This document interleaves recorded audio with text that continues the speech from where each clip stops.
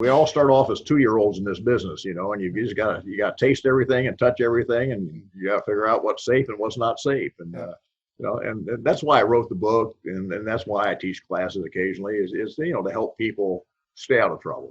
It's a great business if you do it right, and you can make all the money you want. Really, the harder you work, the more you make. But I have all I want, and you have to decide. That's kind of an important question for everybody: how much do you want?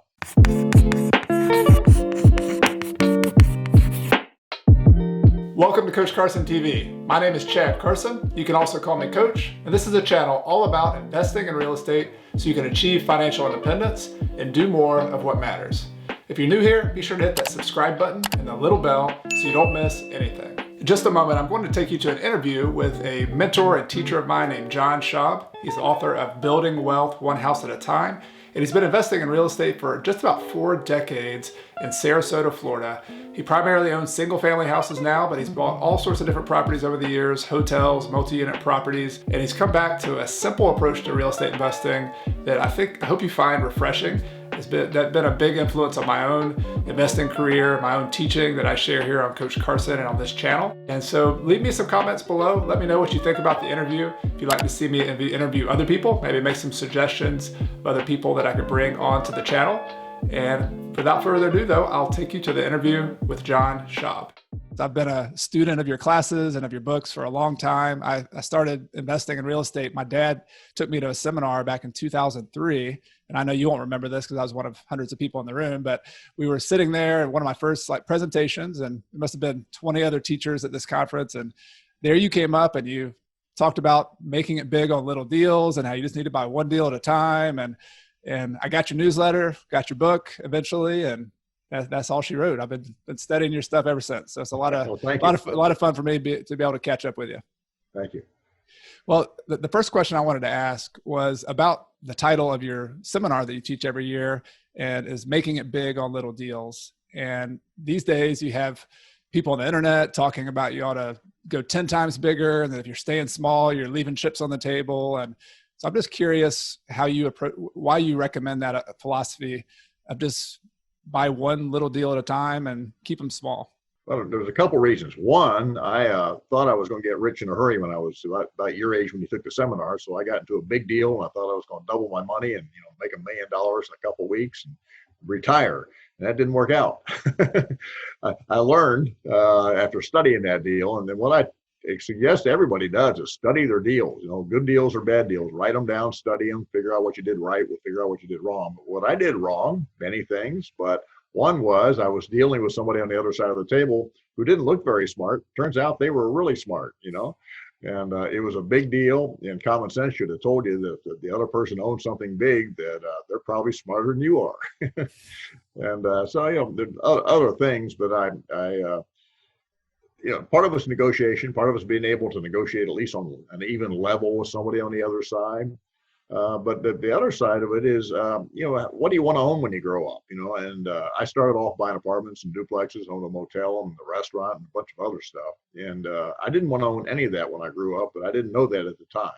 What I wanted to own is something that didn't bother me, didn't call me in the middle of the night, and the money becomes not secondary, but how you make the money and what you have left over as far as time goes and the way you can enjoy life is really the primary thing in life once you get going. You make money doing a lot of different things, but if you have a bunch of apartment tenants or a bunch of duplex tenants or a commercial building that's probably sitting empty right now, you're not as happy a camper as you would be if you owned a number of houses in good locations that attracted good, solid people who would pay your rent. And so it's something I learned. I didn't know it. I learned it by doing and by buying some of the properties that I really didn't like, and then I bought property in 10 states. To win some award, and that was a mistake. So today, to make it simple, I just own houses, and I just own houses in my town. And the nice thing about houses is you can own different kinds of houses. I have some smaller houses that have a lot of cash flow, and I have some more expensive houses. They're not necessarily bigger, but they're more expensive, that have a lot of capital gains. So you can balance your portfolio by having some houses that have cash flow and some houses that have a lot of upside potential. And that gives you some flexibility, which you don't have if you just go out and buy one big apartment building or one commercial building. You're kind of stuck with it. I just had lunch with a guy who has a bunch of commercial buildings in this town, and he says this week's going to be pretty exciting for him because he doesn't think anybody's going to pay the rent. And I've got a whole bunch of tenants, and I think everybody will pay the rent. I really believe that. I think everybody will pay the rent this month. And I may be disappointed by one or two, but most of them will. So it's a different game, and it's a game that most people can play. My earliest partner, he and I owned some houses together, but he went off on a tangent and started buying large mobile home parks. Well, that turned out to be a pretty good deal, except every time he bought one, he had to bring in a bunch of partners. You know, he didn't have enough money to go out and buy a $5 million mobile home park, so he'd have to bring in a bunch of partners to do that. And then he'd have to be responsible to them, of course, and give them reports all the time and manage. And at the end of the day, he made quite a bit of money doing that. But his life was totally different than mine. You know, he had a lot of employees. He had a lot of overhead. He had a lot of responsibility. We operate a very small operation. You know, my wife and I run the whole show.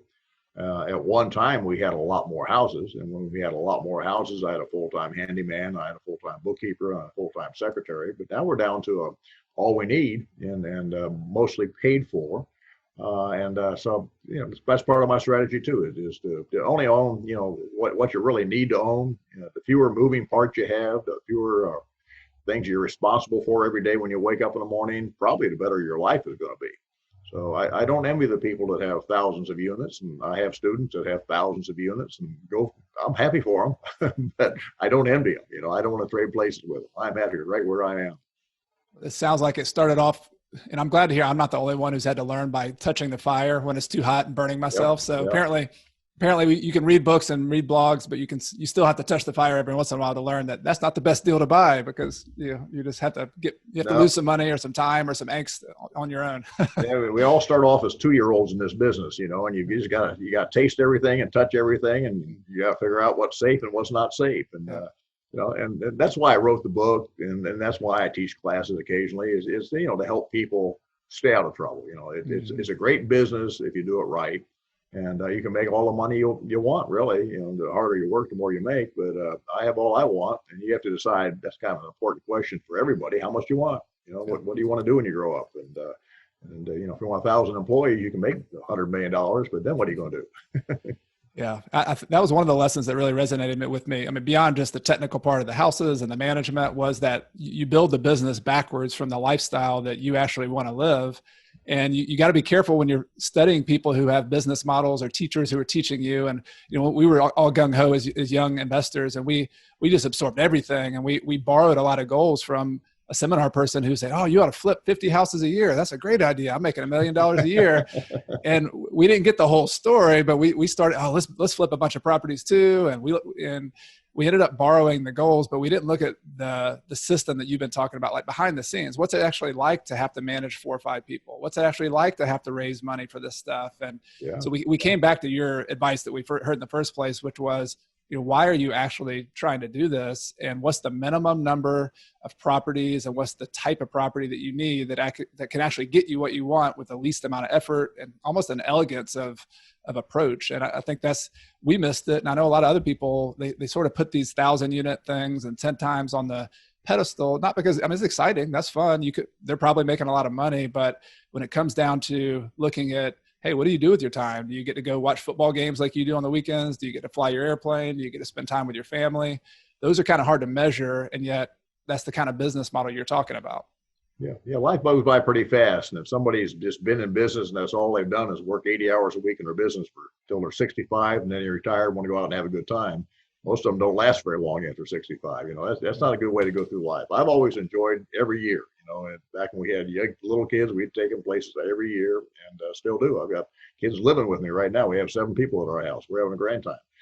Well, I want to go to the very end of your book, Building Wealth One House at a Time. There's a chapter where you give basically a plan or a recommended plan, saying that someday when you buy one house at a time, it might be nice to get a portfolio of houses and at least have some of them free and clear of debt. Yeah. So I was hoping you could talk about that, because I really run with that plan. I've shared it with a lot of people as well. So I just want to hear you talk about the reason you included that in the book.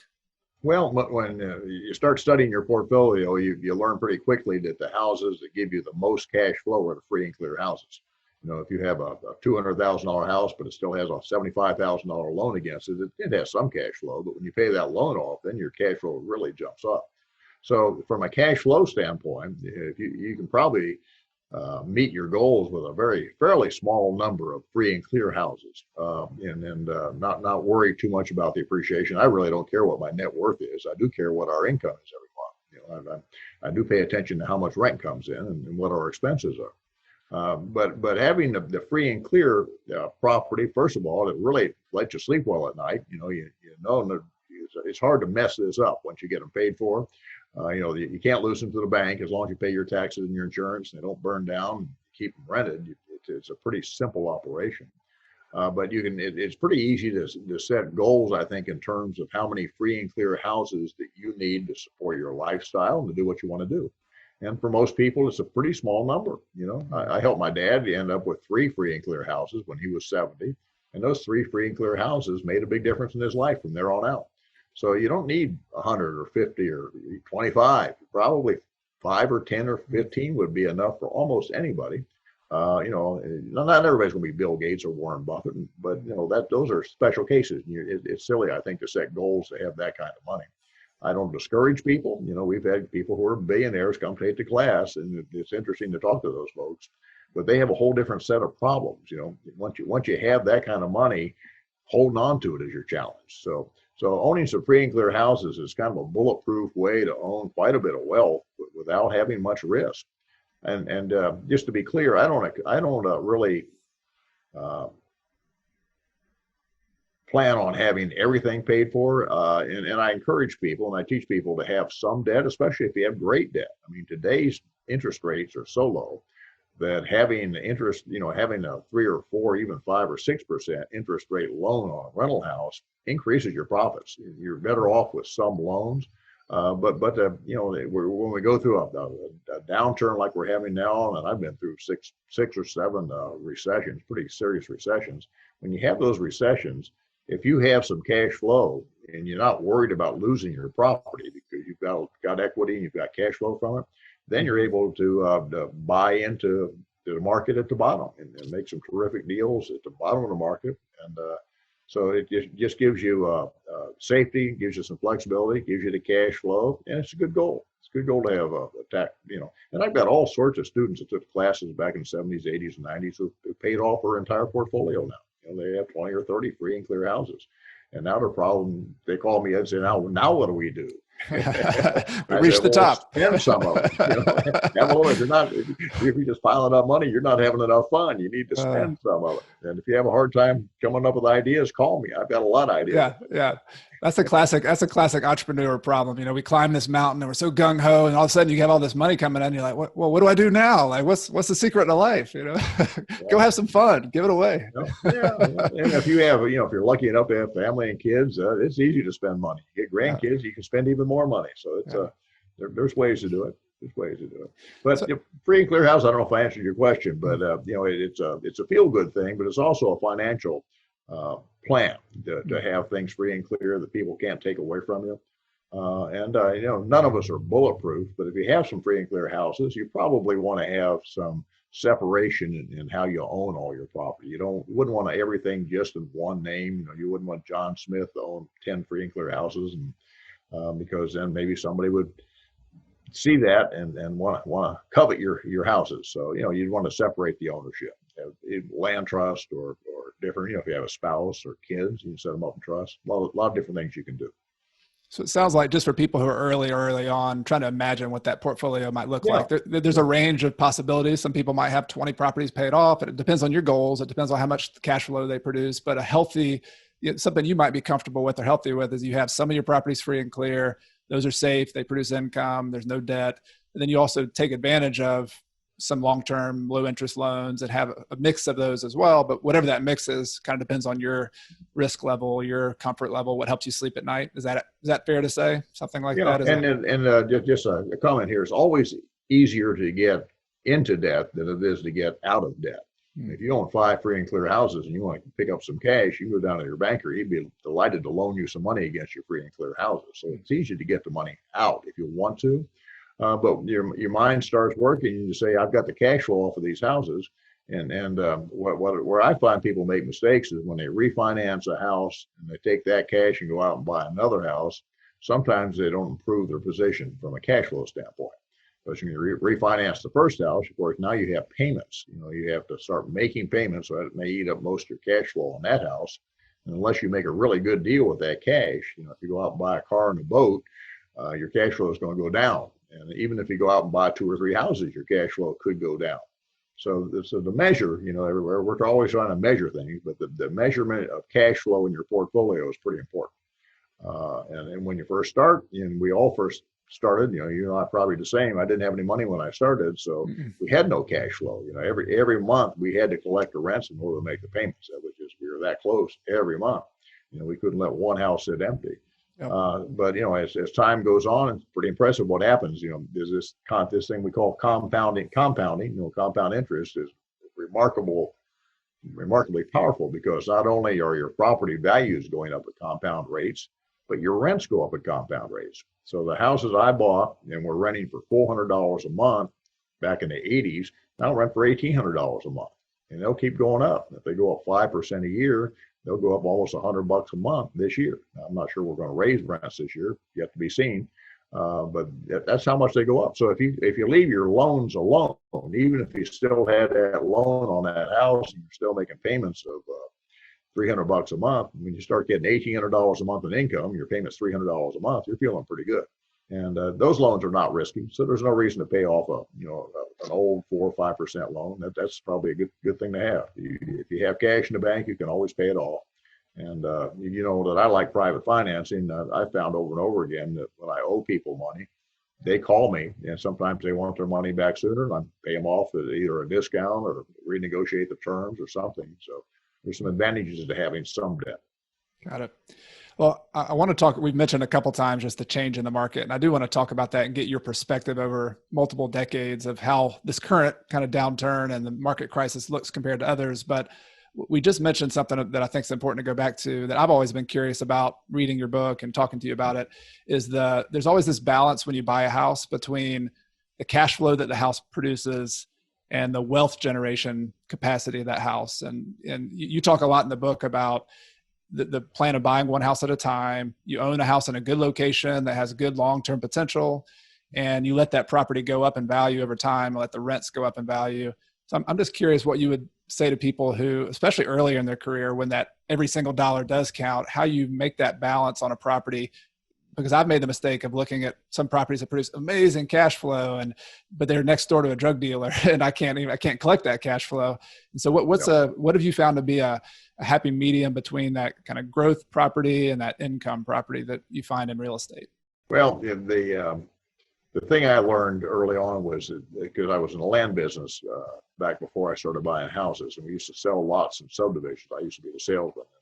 I found that some lots sold really fast and some lots sold very slowly. Some lots we couldn't get rid of. You don't want to buy houses on lots you can't get rid of, because there's a reason that people, don't like living on that lot. And sometimes it's the wrong section of town, or it's a busy street, or it's a bad neighborhood. And I did the same thing. I still drove by yesterday a property. I showed my wife. I said, I used to own that house in 1970, whatever it was, early on.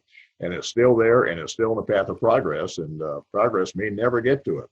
Mm-hmm. So I made a mistake of buying things that I thought were in the path of progress, that had good cash flow, but they didn't have a market to, they weren't normal houses. They weren't marketable to people who could get out and get a loan from a bank.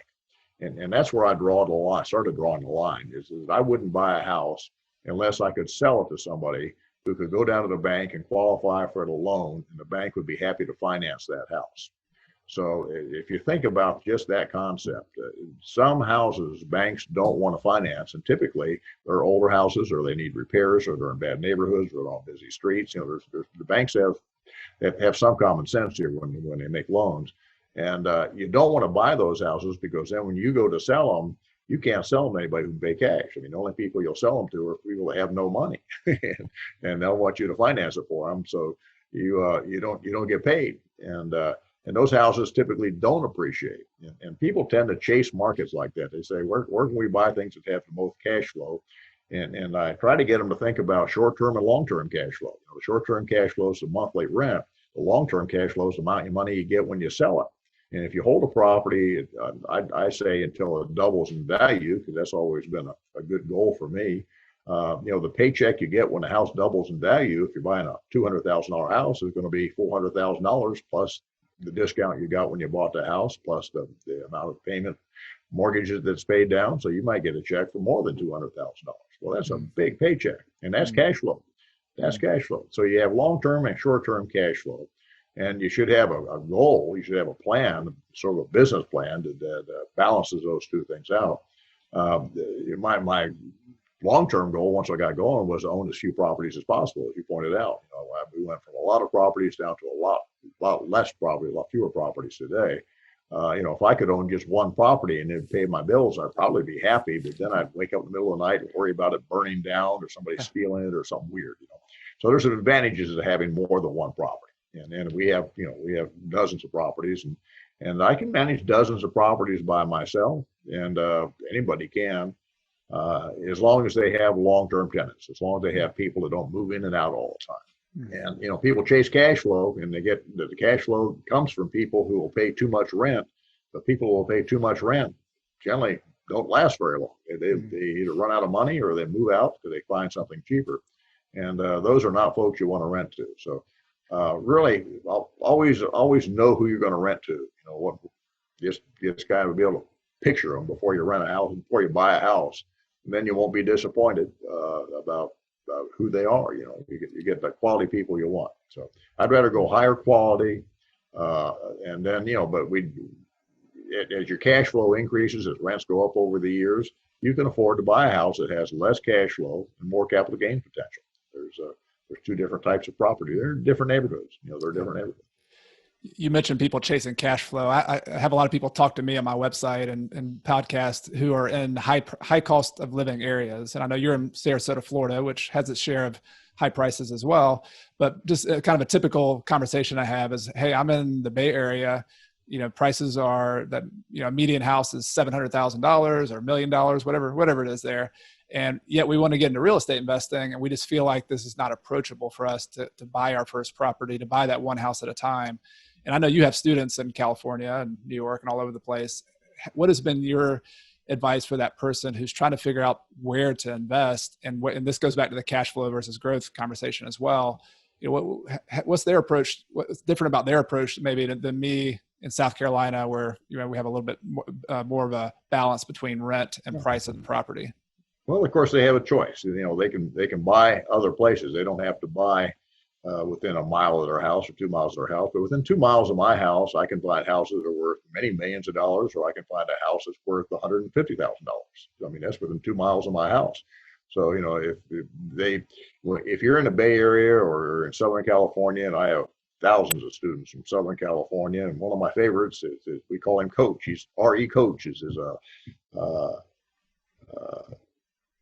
Gmail address, and I shouldn't have said that. Somebody's going to email him. But that's okay. He may have it here from me. But he was a national championship water polo coach, and he took our class back in the early '80s. And everybody in that class said, "You can't do that in Southern California. Houses cost $130,000, $140,000 out here. You can never make any sense out of it." But he started buying one a year, and he's been buying one a year for 40 years. So he's done okay. He still has them all. You can do it. You can do it. They've always been expensive in California. You have to figure out how to have financing, and most of the time that requires you to have some kind of partner who put up some kind of cash flow. If you don't have the cash flow, can afford it. But I kid them. I say you look around California and New York, somebody owns all that real estate, right? Somebody made a whole bunch of money. You just have to be smart enough to do it. And if you don't learn how to finance, if you don't learn how to bring partners in, if you don't learn how to structure deals where you can afford to hang on to them.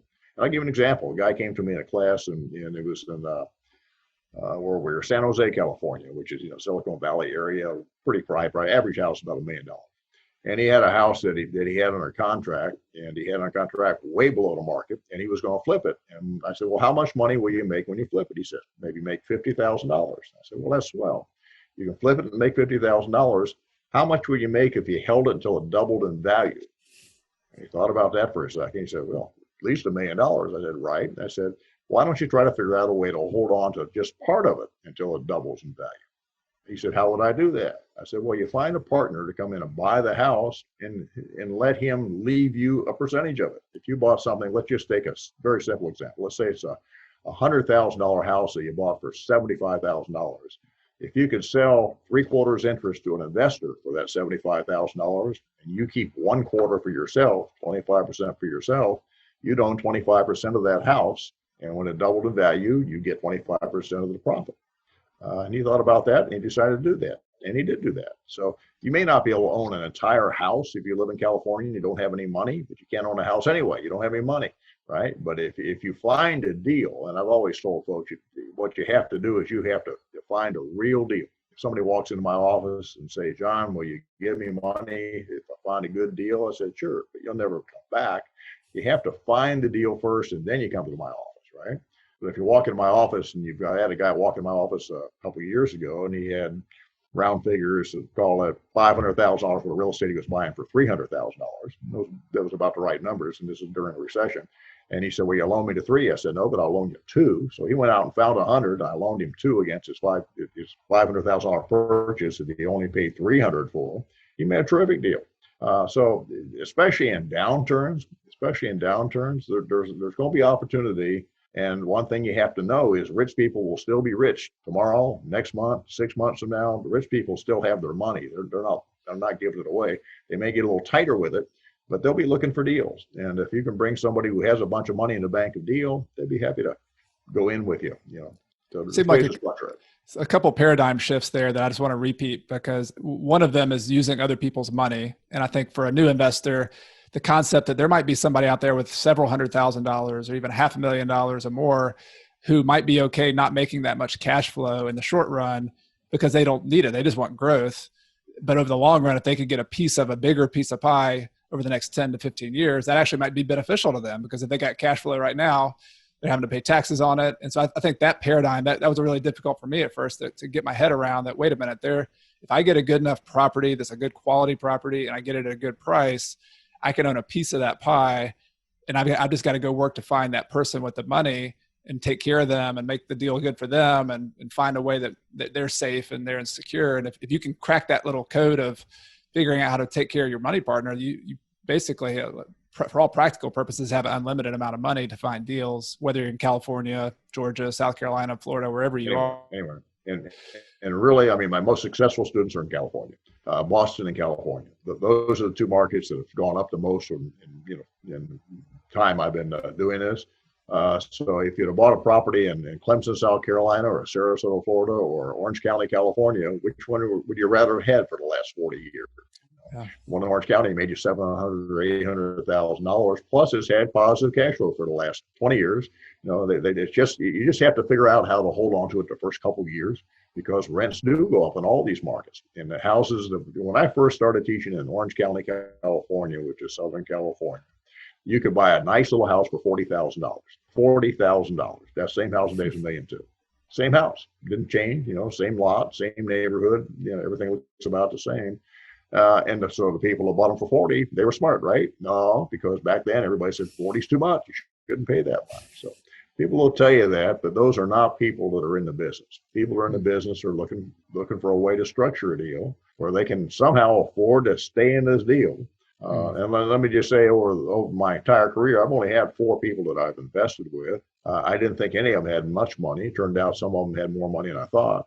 But it doesn't take a whole bunch of money to do this. I mean, you don't have to pay cash when you buy a house. You can finance a house. And we had a house out in San Diego I made a deal on, and the guy agreed to carry back a $550,000 note at 5% for 20 years.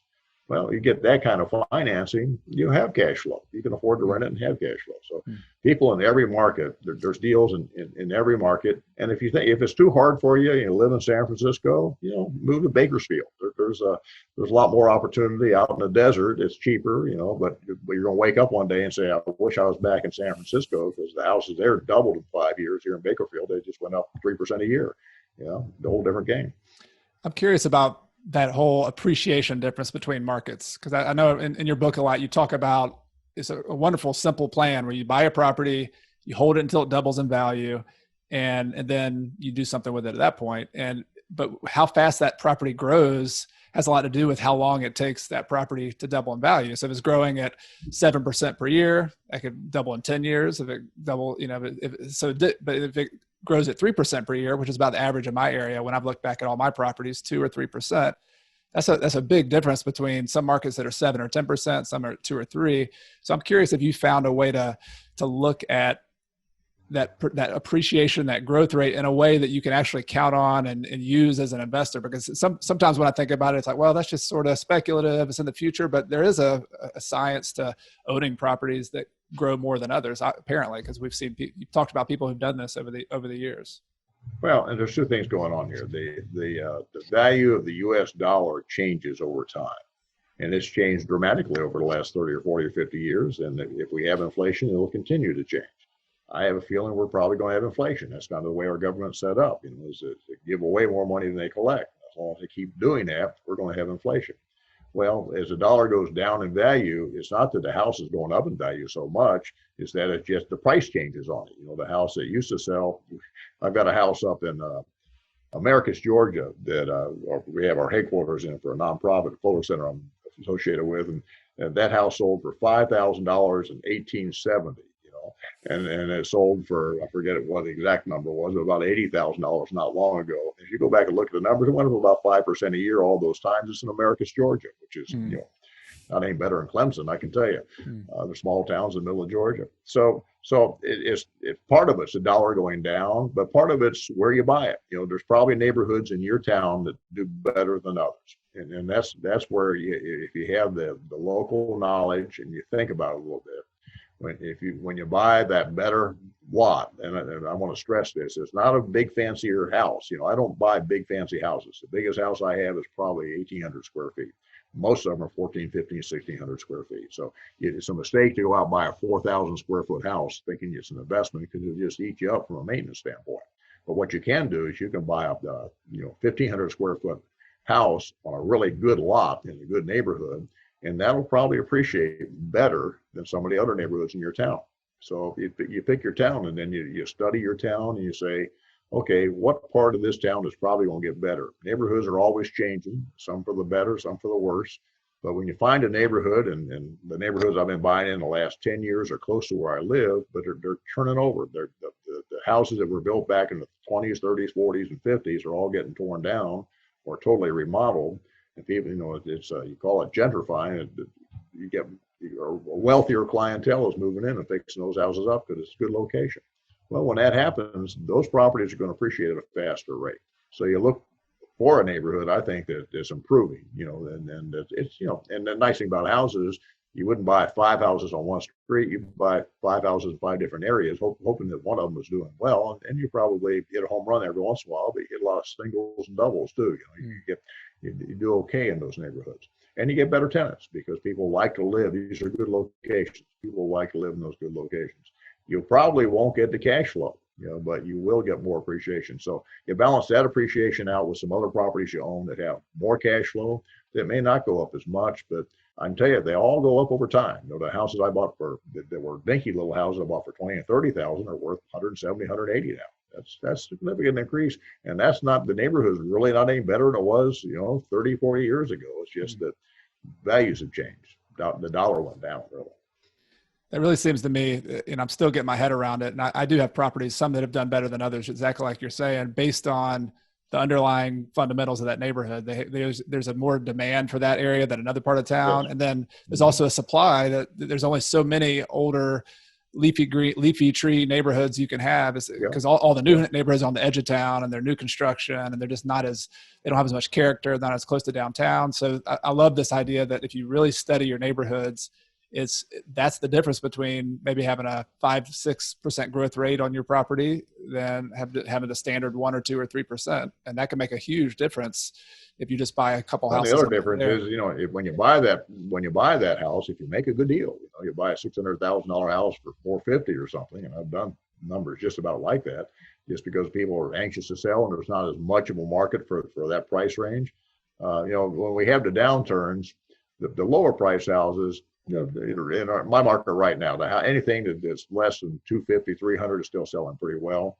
But as you ramp up to more expensive houses, people are sitting on their cash or they can't qualify for a loan. The move up market's slower because I think the lenders are going to be tough to deal with here for the next couple of years. So those houses will start selling at discounts. Not every one of them, but when somebody has to sell one, somebody's leaving town, has a better job someplace else, something happens in their life, that's where the bargains will be. So, in the class, I use the example. I don't know if I did it when you were in the class or not, but I said, which can you buy cheaper, a $300,000 house or a $50,000 house? Which can you buy further below the market?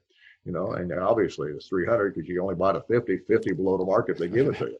Yeah. With a $300,000 house, you can buy 100,000 below the market if you're in the right place at the right time. And I'm not saying you should look for that house, but you will fall into that house eventually if you stay in this business long enough, and you're working in the right neighborhoods and you're making offers. You're looking for the right person. Last couple of houses I bought, I did one other thought along the same line, were totally redone, totally remodeled. I don't buy houses and fix them up. I buy houses that have already been fixed up, or I buy new houses. I bought a lot of new houses.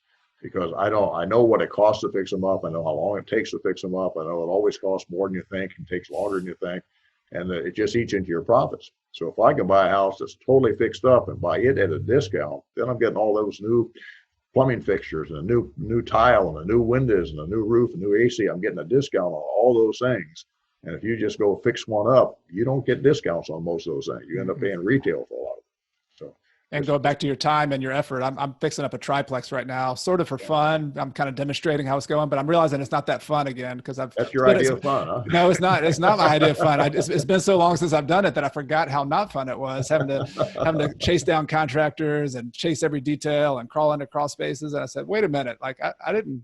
This isn't what I want to be doing. No, looks fun on HGTV and it looks fun on YouTube, but not so much when I'm having to do it myself. Yeah. The most fun you can have in this business, I think, is when you find somebody who really needs to make a deal, somebody who really needs to sell, and you can solve their problem, and they walk away happy, and you walk away with a really good deal, and everybody's happy. That's my idea of fun, and that's clean work. I've volunteered for Habitat for Humanity for 25 years building houses, so I've built a lot of houses all over the world. And that's hard work. Putting roofs on in the middle of the summer here in Florida, and I did a bunch of them. That's hard work. There's a difference between buying a house from somebody sitting in an air-conditioned office or their living room where it's cool, and just making a financial deal that's good for them and it's good for you. Those are happy days. Those are happy moments. And you're talking about, people are looking, I think, sometimes for a sort of an adrenaline rush in this business. That's where I get to rush, making that deal. And I'll tell you something else that may sound silly, but when I rent a house to a tenant who I know is going to be a great tenant, that's a great deal. That's exciting. It is. Those are good days. Those are good days. So there's a lot of fun days in this business, and I want people to know that it's a good business. I've been in the same business, the same town, pretty much. I've been in 2 offices, but it's pretty much the same office all my life. And we get referrals. People are still happy with us. They send us cards, and our tenants are happy with us. So it can be a business where people like you. You're not Simon LeGree here charging too much rent, not taking care of your properties. If you do a good job managing properties and selecting tenants, it's a good life. It's a good life. Well said.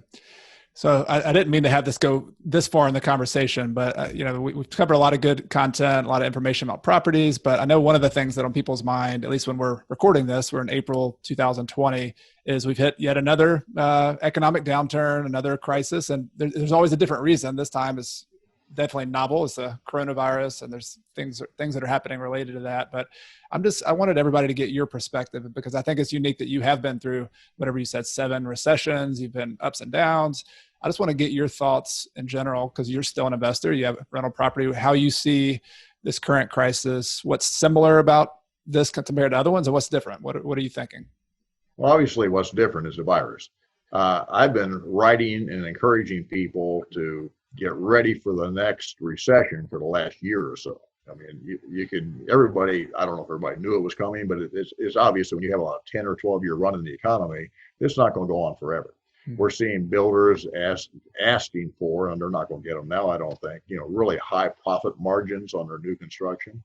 We're seeing tenants go out and buy houses. There have been signs over the last year or so that we're getting close to the end. So the virus, in my mind, was kind of the straw that broke the camel's back. It was kind of the trigger for this. And it certainly was a trigger. And I've never seen anything like the virus before that just shut down the whole country and a lot of the whole world, just shut it down. So that's going to make this recession different. I don't know if it'll make it shorter and more violent. It's hard to tell what the future lies, but I do think that we'll be in a recession for at least a year or two. So my advice to subscribers and students now is, not to be in a rush to buy things. First of all, if you still have marginal tenants and you can replace them with better tenants, do it. I just sent something out to all my subscribers about a student who just rented a house up and had 50 calls on it. I think there's still people looking for houses, especially decent houses in decent neighborhoods. So if you have any marginal tenants, now's the time to look for the next tenant first if you can, but now's a good time to upgrade your tenants. It's also an excellent time, while you're not doing anything, everybody's staying home, to start thinking about who that has some money that might be a good investor here for the next 2 or 3 years. People are going to want to take advantage of this. When I say take advantage of it, they want to invest in something that gives them a good return. And so a lot of people are sitting at home fretting, not knowing what to do. The stock market's crazy, as it always is during a recession. Nobody knows which way it's going, but it bounces all around. And interest rates are really low, which is different from many of the recessions I've been through. And with the interest rates being so low, investors are not happy, with bond yields and money market yields being 1% and 2% and 3%. They'd much rather get a 5 or 10% return, and especially somebody who's retired. And if you're hanging around people who are all in their 20s and 30s, they probably don't have much money. You need to identify some people that are a little older that have some money that would like to have more income. Somebody's got $1 million in the bank at 2%, they're getting 20 grand a year. That's not enough. So they either have to eat up part of their $1 million every year or live on 20 grand a year, which is the wrong number. Mm-hmm. So, when you find that person, if you help them invest and show them how to make 5 or 6 or 7 or 8% of the money, that's a big swing for them. And the reason they won't do it is, number one, they don't know how to do it. And number two, they don't want to do the work. The people that have, and I've had investors that have a bunch of money, they did not want to do the work. They have a good life. They're out doing what they want to do. They're going fishing all the time on their boat. They don't need to collect rent, and they have no interest in owning houses. But if you'll do the work, you can attract that money. So, but that's going to be the opportunity here. I see this thing lasting for a year or two. Most recessions last a couple of years, and sometimes shorter than that. We're going to have a bounce back when people go back to work. But I can tell you, if you know anybody in business, they've really been hurt. Because I have a good friend that owns 14 restaurants, and he's really been hurt. And all the movie theaters are closed. I mean, everything is closed. So all that money has disappeared. All the people who are doing BBRO, not saying that you should target them, but they're hurting. I mean, in my town, you can't even rent that. They have a law against it. They say you can't rent vacation rentals right now. So people who are doing things that were creative and seem like a good idea may have some problems, cash flow problems, and they may own really good properties. They may just need you as sort of a silent partner. You could buy in half interest or something like that and make a heck of a deal right now just to help them survive. So it sounds like in terms of preparation, because I read your other book, Building Wealth in a Changing Market, and I found it really interesting. And you mentioned that you should embrace change. You have to look forward to it. You have to reach out for it, anticipate it, and then you have to prepare for it. So it sounds like getting the money together and being ready for that is an important preparation. Are there any other steps that people can prepare for to both not only take opportunities, but also just make sure they're defending their own, what they've already built up, and make sure nothing bad financially happens to them? Yeah, it's nice to have a little cash on hand in these recessions. So it may not be too late to borrow. I mean, interest rates certainly are low enough. If you have equity in property and you don't have a terrific loan, maybe you've got a 5 or 6% loan and you can refinance it at even a better rate today, it'd be a good time to do it. I was serious when I said you should start thinking about who that has more money than you do. There's a bunch of folks out there, and this is a good time to be cultivating them over the next 6 months that are going to be looking for these investments. So if you don't have any cash yourself, you should be thinking about, okay, how do I get some cash? And one way, of course, is to put together a deal and show somebody else that deal and get them to put up the cash. Another way is to sell them part interest in something you already own. If you have a rental house that say it's worth $200 and you owe $70 on it, You could sell half interest to somebody for $100,000 and pay off your loan, so you're free and clear, and put $30,000 in your pocket right now. You're probably not going to pay a bunch of income taxes this year. Most people in this business are not going to make a lot of money this year that's taxable. So it's not a bad year to sell something, put some money in the bank, pay off some loans. There's different things you can do that make sense in a market like this. You've mentioned a couple of times selling part interest, which I think is an amazing. It's an insight that a lot of people don't take and haven't realized. They don't think about that. Yeah. They hadn't thought about that. So I'm just curious if people have heard that twice and they think, oh, I do have equity in a property, or I could sell part interest and have 25% of one property instead of 0% of not, of a property. How would you actually, what are some possibilities for structuring that? Just like the nitty gritty of, what do you do? Do you own just half of a deed? Like, what does that mean? The best possible scenario is to find somebody else who's sold a property, who has cash coming out of that sale, and would like to reinvest it in some real estate, because they're going to pay a tax if they don't reinvest it. So they could use Section 1031 and do an exchange and then reinvest that money. So if you know somebody like that, somebody that sold a property or has a property for sale that's going to sell, and they don't really need the cash and they don't want to pay the taxes, those are the perfect people to approach. Because then when you sell them, take that same simple example, have interest in the house for $100,000, they have $100,000 that they were going to pay taxes on, and they don't have to pay the tax on it. They're getting the benefit of full investment without paying maybe $25,000 or $30,000 in taxes, and the deal's even better for them. So many times I've put together deals with people who had a property sold, and they would bring the cash to the table and either pay off of debt that I've had on a property. Maybe I bought a bunch of houses from a builder one time and had high interest rate loans. So I sold part interest in those houses to people that had cash and paid off the loans. Or I ended up owning 25% of a free and clear house, but this is during the recession now, rather than 100% of a house with a 75% loan on it that had negative cash flow. Well, that made a big difference in my life. So owning just a small piece of something that's free and clear is good for you. And once you make that first deal with somebody, if they have a significant amount of money, they'll make another deal with you. They'll make another deal with you. You don't need 20 different people. You need one guy who's got enough money to make 3 or 4 or 5 deals. And that's probably all you're going to need to make. Yeah, you made me think about my first private lender, and the person, he was a mentor to me, and he was one of the first people I talked to. He's a professor at Clemson, and he started loaning money to me in addition to mentoring and helping me out. And he had enough money, but he didn't want to do all the dirty work that I was willing to do. So it's exactly met the pattern you described. And he actually, he put a name on it. He's like, he said, I'm the old lion and you're the young pup. He's like, every old lion needs a young pup to go out and find them deals so they can invest their money passively. And every young pup like you needs an old lion to put up some money for their deals. And it really was a very symbiotic, financial relationship where we both benefited from each other. And I think a lot of young investors don't realize, and maybe older, like more veteran investors don't realize that that's such an important potential relationship where you can win, you can control the destiny, whether you're a young investor or a more veteran investor, and really have deals that work all around for everybody. Yeah. It's fun. It's fun. I am not for syndication. You hear people talking about syndication as a way to make a lot of money, and syndicators do make a lot of money. It's like hedge fund people make a lot of money, but they then have to live with themselves, and they have to live with all the regulations and the paperwork and all the people they brought into the deal. So I'm not for putting a whole bunch of folks in one deal, but I like the idea of 2 people in one deal a lot. I've been very successful with that, and been telling people to do that for years, and I've had, as far as I know, no bad experiences. Good advice. Well, I could keep asking a lot more questions, but I want to kind of move towards wrapping it up here. And I'll if people are interested in more details, they're going to need to read your book, come to your classes, because there's so much more depth that we could go into. But I just had a question. I'm only teaching twice a year now, so they're going to have a hard time getting to my classes. Yeah, there we go. Come if they want to. They better jump in. Classes to 60 people now, so we really keep it tight. Okay. All right. Yeah.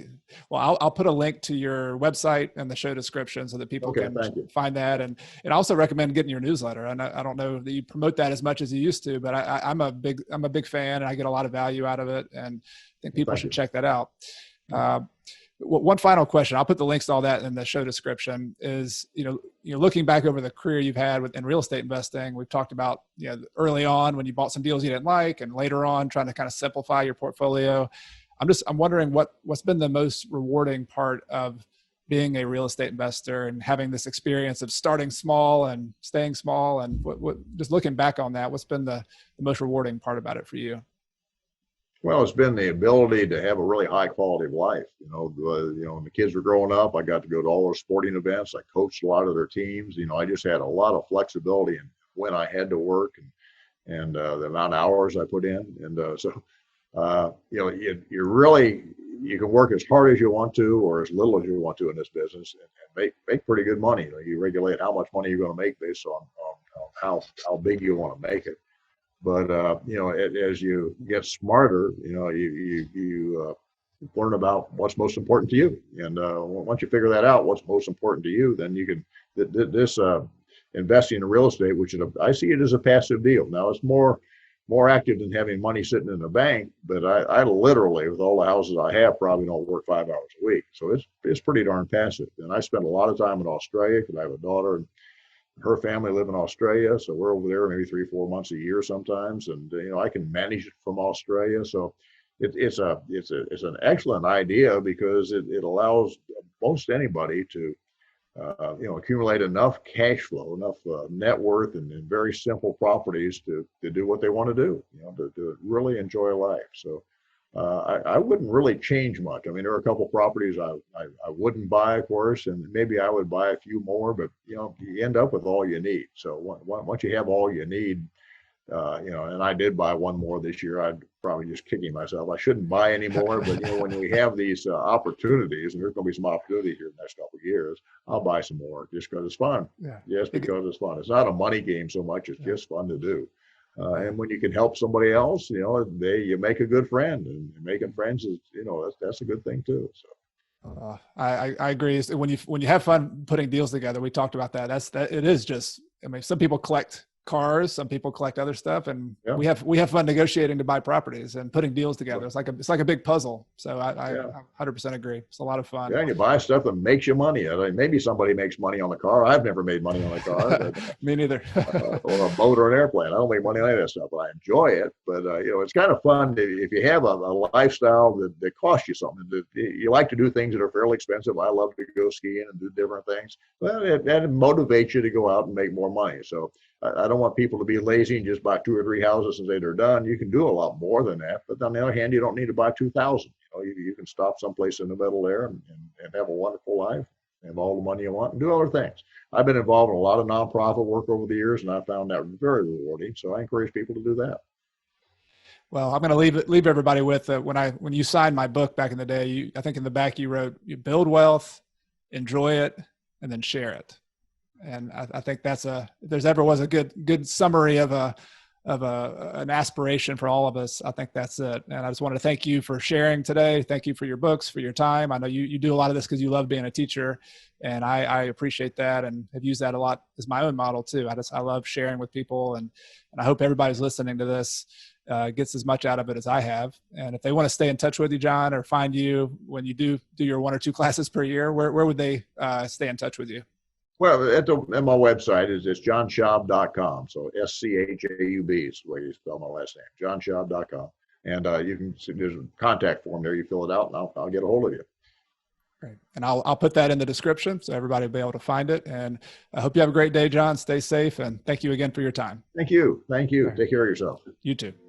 Thank you for watching that interview with John Schaub. I hope you enjoyed it as much as I did. I had a lot of fun interviewing my mentor and teacher, and I always get a lot out of it. I've read his book several times. I've been to his classes, but there's always new tidbits of information, particularly with the changing market, and to talk to somebody who's been through lots of ups and downs like that, it gives me a lot of perspective. So I hope it did you as well. Be sure to leave a comment below. Let me know what you think about it. Let me know if there's other people you want to hear from, other interviews. I don't do a lot of interviews on the channel. Most of it's shorter form, how-to material. But any suggestions you have, I'd love to hear from you. And be sure to hit that subscribe button and the little bell so you don't miss any future episodes. Got a lot of other fun content coming for you about real estate investing, financial independence, and of course, doing what matters. I'm Coach Carson, and I'll see you next time.